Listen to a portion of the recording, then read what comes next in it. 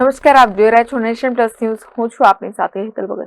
છોટાઉદેપુર નગરપાલિકાની સામાન્ય ચૂંટણીમાં બીજેપી સૌથી મોટી પાર્ટી તરીકે ઉભરી આવે છે, જેમાં બીજેપીના 8 ઉમેદવારો વિજેતા બન્યા છે. છોટાઉદેપુર નગરપાલિકાની સામાન્ય ચૂંટણીમાં બીજેપી સૌથી મોટી પાર્ટી તરીકે ઉભરી આવે છે.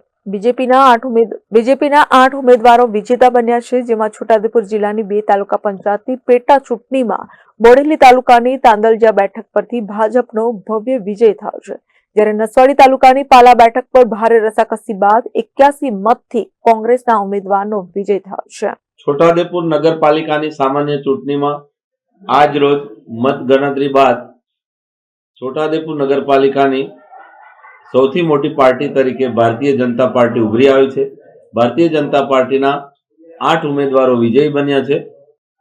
એ સિવાય છોટાઉદેપુર જિલ્લાની 2 પેટા ચૂંટણી તાંદલજા તાલુકા પંચાયત અને પાલા તાલુકા પંચાયત માંથી તાંદલજા તાલુકા પંચાયત 1600 કરતા વધુ મતોથી ભારતીય જનતા પાર્ટી કબજે કરી છે અને ભારતીય જનતા પાર્ટી જિલ્લામાં જે હતી એના કરતા પણ વધુ મજબૂતાઈથી આ પ્રસ્તુત થઈ છે. આગામી સમયમાં 8 બેઠકો આપણે મેળવી છે. આગામી કોની સાથે ગઠબંધન કરશે? હજી તો આજે રિઝલ્ટ આવ્યા.